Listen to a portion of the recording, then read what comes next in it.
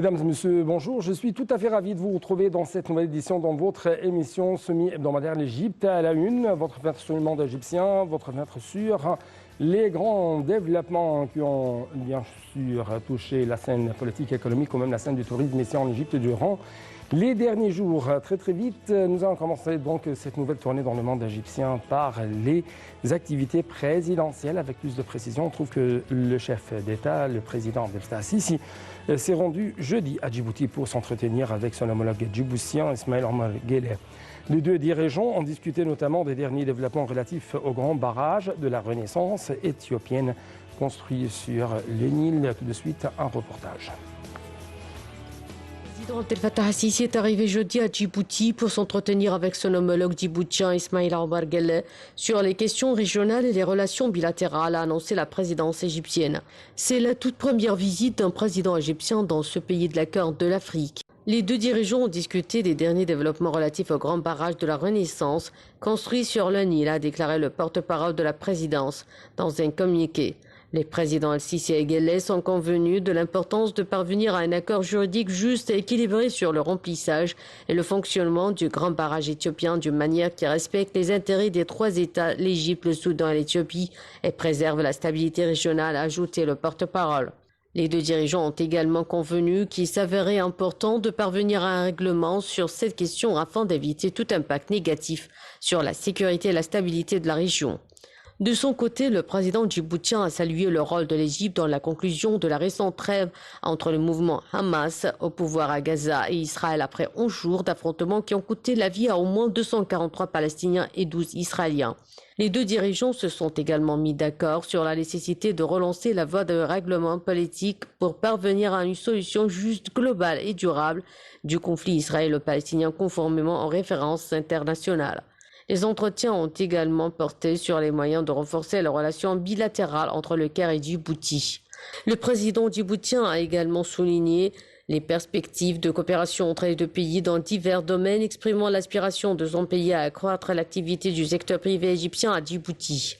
Selon la présidence égyptienne, le président al-Sisi a pour sa part exprimé le désir sincère de l'Égypte d'élever le niveau des relations entre les deux pays dans tous les domaines au niveau d'un partenariat stratégique.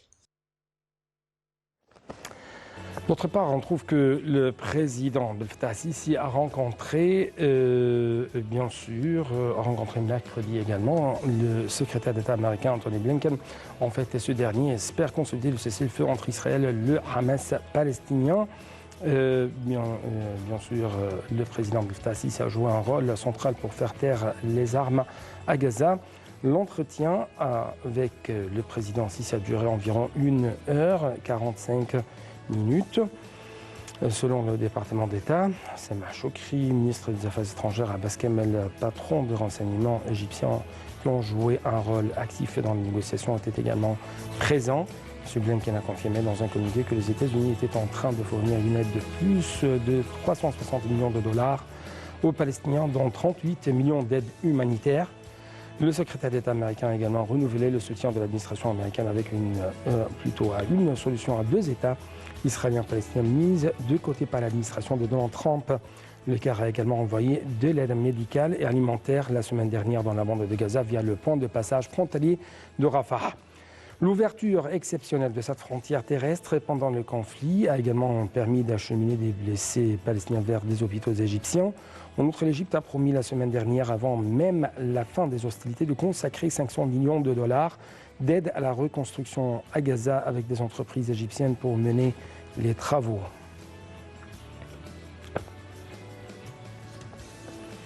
Sur un autre côté, on trouve que le chef des services de renseignement Abbas Kamel a tenu dimanche une séance d'entretien avec le Premier ministre israélien Benjamin Netanyahu, lors duquel il a déposé un message du président Abdel Fattah al-Sisi au Premier ministre israélien. Ils ont discuté du maintien de cessez-le-feu ainsi que des dernières évolutions sur la scène palestinienne, peut-on lire sur le site d'information Yom Seba. Le président Abdel Fattah al-Sisi avait chargé le général Abbas Kamel d'effectuer des entretiens avec Netanyahou ainsi qu'avec les différentes instances israéliennes. Une délégation sécuritaire de haut niveau a été également chargée par M. le Président de se rendre au territoire palestinien pour examiner le maintien du cessez-le-feu et la reconstruction ainsi que pour discuter des moyens susceptibles de parvenir à une accalmie générale en Cisjordanie à Gaza. Le chef de l'État enjoint de relancer les efforts afin de mettre un terme à la division palestinienne ainsi que de veiller à éviter la répétition de l'escalade entre Israéliens et Palestiniens.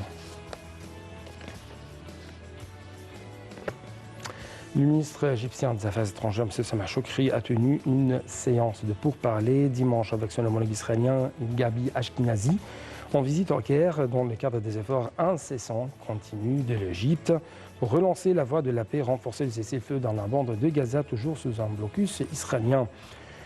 En fait, selon les déclarations faites par le porte-parole du ministère des Affaires étrangères, l'ambassadeur Ahmad Hafiz sur son compte Twitter, l'entretien portait sur les efforts assidus et continus de l'Égypte pour revivifier le processus de paix et soutenir le cessez-le-feu dans la bande de Gaza.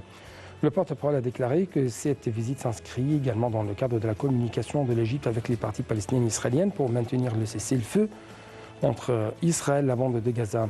Ce Choukri a souligné lors de la réunion la nécessité de s'appuyer sur la déclaration d'un cessez-le-feu en mettant fin à toutes les pratiques qui conduisent à des tensions, à une escalade des affrontements en particulier dans les territoires palestiniens et la nécessité de prendre en compte la sensibilité particulière qui revêt Jérusalem-Est, la mosquée d'Al-Aqsa et tous les lieux saints islamiques et chrétiens. Le chef de la diplomatie égyptienne a également exprimé l'importance de bouger dans la période à venir pour prendre davantage de mesures visant à rétablir le calme et à fournir les conditions nécessaires pour créer un climat favorable pour relancer la voie politique souhaitée et créer des négociations sérieuses et constructives entre deux parties tout en s'abstenant de toute mesure susceptible d'entraver les efforts consentis à cet égard. D'autre part, on trouve que l'Égypte accueille favorablement les derniers développements au niveau de relations égypto-qatari et aspire à réaliser une avancée dans tous les domaines en faveur des intérêts des deux pays, des deux peuples, de la sauvegarde de la sécurité et de la stabilité de la région arabe. C'est ce qu'a déclaré en fait M. le Président Abdel Fattah Sisi. Le chef de l'État a tenu de tels propos lors de sa rencontre mardi 25 mai avec le ministre qatari des Affaires étrangères Mohammed bin Abdelrahman Al Thani, qui lui a transmis un message de l'émir du Qatar, Cheikh Tamim bin Hamad, l'invitant en visite au Doha, y aspirant à promouvoir les concertations entre les deux pays, l'examen des évolutions régionales et internationales et la coordination des positions adoptées à leur égard. C'est ce qu'a annoncé le porte-parole de la présidence, Bassam Radi.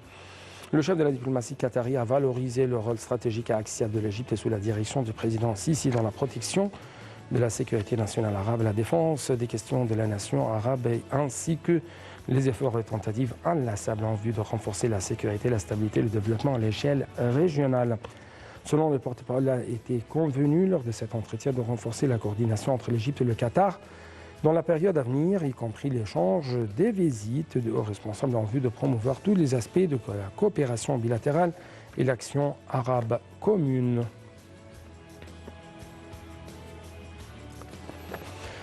Les forces armées égyptiennes ont effectué au cours du mois de mai une série d'exercices militaires conjoints avec des différents pays. Les explications tout de suite avec notre collègue Dalia Karam. Les forces navales de l'Égypte et celles de 12 autres pays se sont donné rendez-vous à la base navale de la Goulette à Tunis le 18 mai afin de lancer l'exercice maritime multilatéral Phoenix Express 2021. Cette opération, parrainée par le commandement des États-Unis pour l'Afrique, est conçue pour améliorer la coopération régionale et le partage de l'information. Les pays participants à cet exercice, l'Égypte, la Tunisie, les États-Unis, la Belgique, la Grèce, l'Italie, l'Espagne, Malte, le Royaume-Uni, l'Algérie, le Maroc, la Libye et la Mauritanie, devraient s'entraîner et échanger leur expertise jusqu'au 28 mai. Le porte-parole de l'armée, le colonel Tamer Rafai, a déclaré dans un communiqué que cet exercice qui comprend des entraînements des unités d'élite et des forces spéciales entre donc dans le cadre d'une stratégie globale visant à offrir des possibilités de collaboration entre les forces africaines et les partenaires internationaux afin de répondre aux préoccupations en matière de sécurité maritime. La partie en mer de l'exercice testera les capacités des forces maritimes nord-africaines, européennes et américaines à répondre à la migration irrégulière et à lutter contre le trafic illicite, le mouvement de marchandises et de matériaux illégaux. Les forces terrestres, maritimes et aériennes égyptiennes ont participé au Soudan aux exercices Les Gardiens du Nil.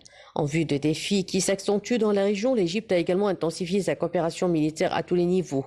Dans ce cadre, l'Égypte a intensifié sa participation à différents exercices militaires afin de développer au plus ses capacités de défense. Les experts militaires soulignent l'importance du timing de ces opérations, surtout que toutes les directions stratégiques sont actuellement menacées.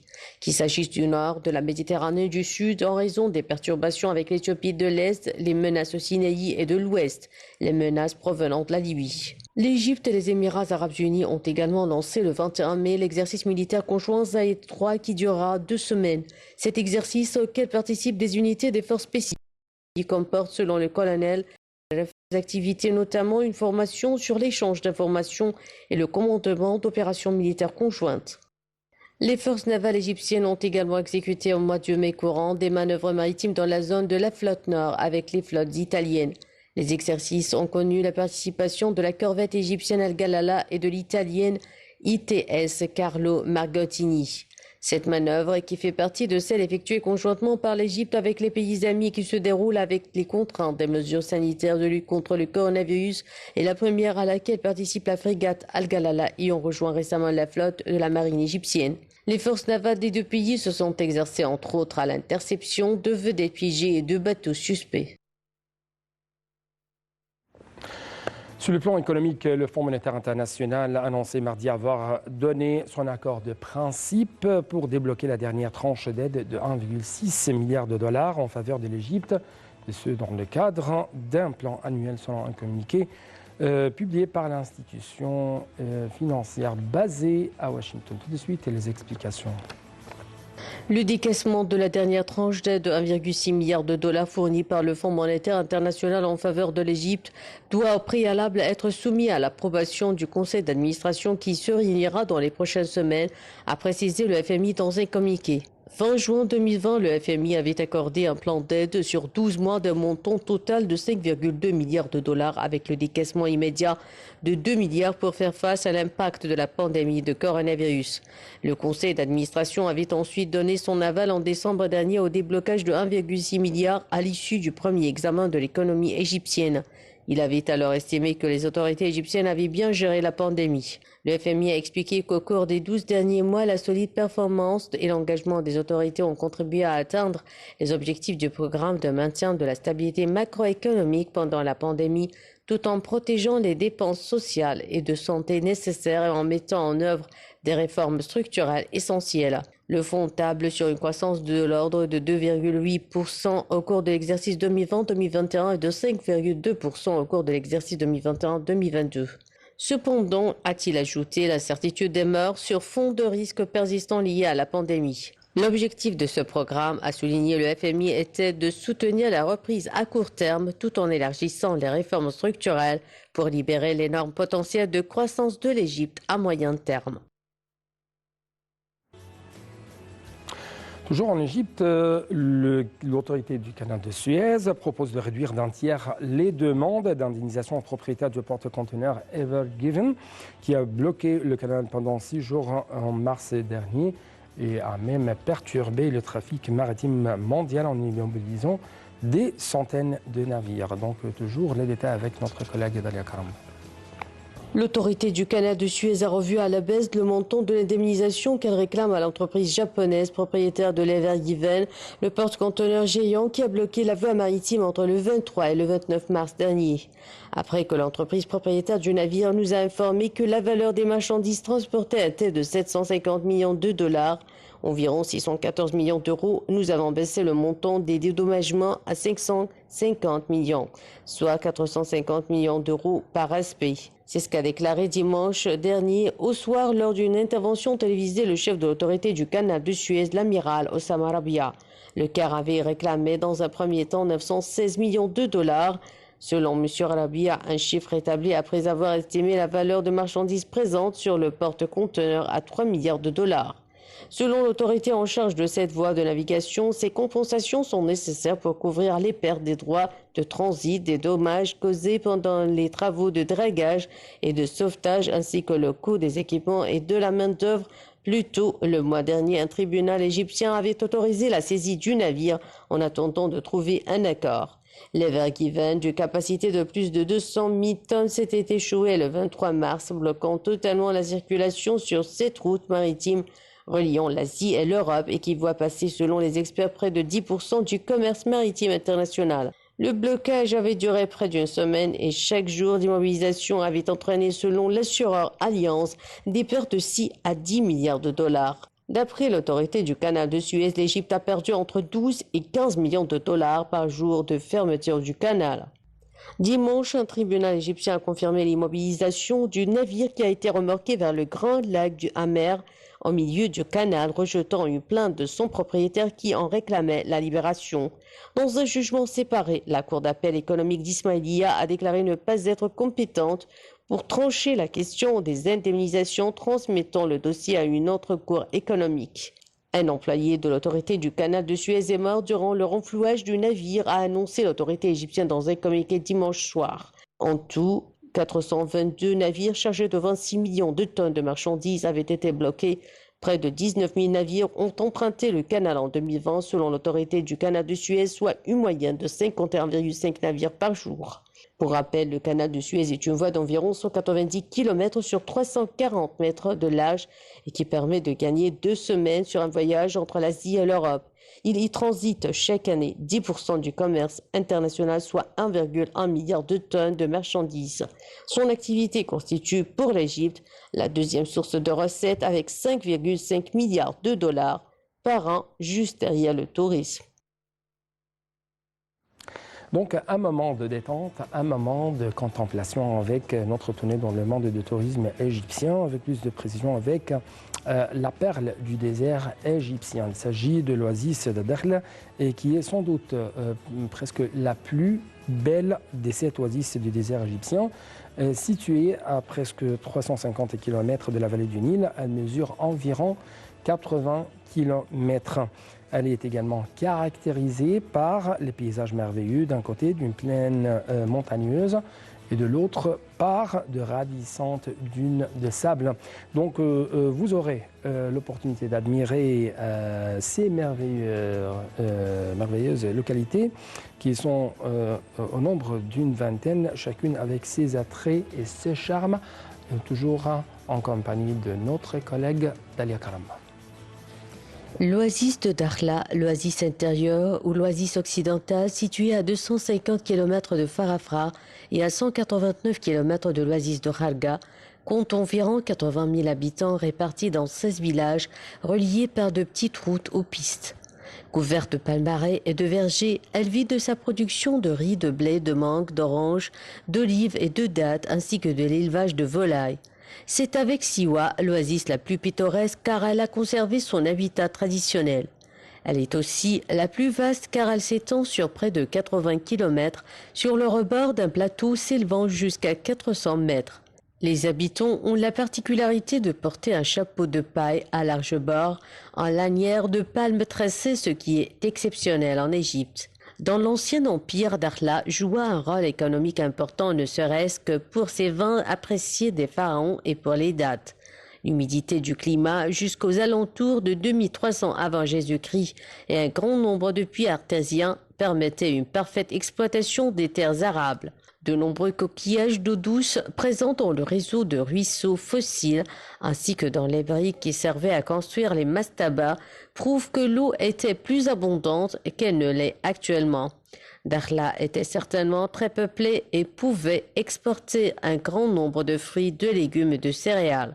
L'oasis de Dakhla fut également une base de départ pour les expéditions militaires vers le sud et vers l'ouest, la route inévitable pour gagner les régions extérieures. L'exploration de l'oasis de Dakhla par les archéologues égyptiens dès 1973, puis par les équipes françaises et canadiennes à partir de 1977 ont prouvé que l'oasis était occupée par les Égyptiens d'une façon permanente car ils y résidaient et s'y faisaient enterrer. La capitale était alors En Assil, lieu dit placé à l'est du village actuel de Balat. La fouille du site est loin d'être achevée car elle couvre plusieurs hectares. On peut commencer la visite de l'oasis par Balat, ancienne capitale des gouverneurs de la région d'Oasis, découverte dans les années 1970. Balat était une ville fortifiée comportant des quartiers administratifs et résidentiels, ainsi que des temples et des chapelles funéraires. Construite sur une petite butte, Balat conserve aujourd'hui son architecture oasienne, aux murs d'argile, de sable et d'eau et aux charpentes de ce type de palmiers qui n'ont guère changé depuis l'Antiquité. En 1820, l'explorateur Frédéric Caillot la visita et la décrivit ainsi. Balat est un gros village entouré de murs qui peut contenir 800 habitants. Nous y fîmes provision d'eau, c'est dit-on la meilleure de l'oasis. À 3/4 de lieue de Balat est un endroit riant où règne la plus agréable verdure et couvert de bois touffus. On y voit 2 superbes ruisseaux bordés d'acacias, offrant un ombrage frais aux végétaux qui croissent à leurs pieds. Donc je crois que vous avez pu passer d'agréables moments pendant cette visite très rapide au sein de l'oasis de Dakhla, la perle du désert égyptien. Mais je vous assure que les déserts égyptiens cachent plusieurs autres secrets que vous devez en fait découvrir. Et bien sûr, vous devez être très attentif toujours à écouter le chuchotement, à écouter plutôt les secrets de ces déserts pendant votre visite ici en Égypte. Donc, c'était tout pour cette édition. Merci beaucoup pour votre attention et bonne suite dans le programme sur Alternative International.